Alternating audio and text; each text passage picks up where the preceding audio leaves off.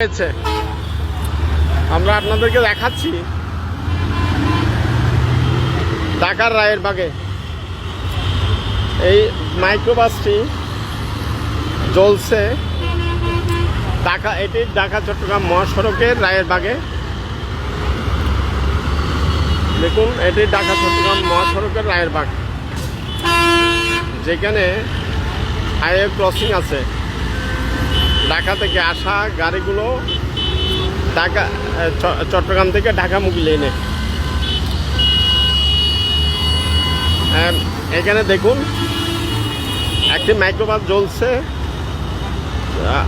রাস্তায়। চলন্ত মাইক্রোবাসে আগুন লেগে গেছে। এই মাইক্রোবাসটি জ্বলছে।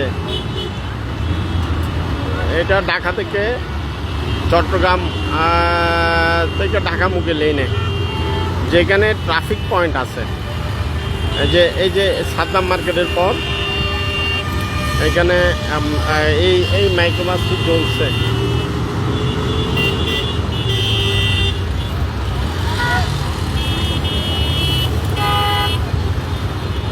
একটু আগে এটাতে একটা সিলিন্ডার বিস্ফোরিত হলো।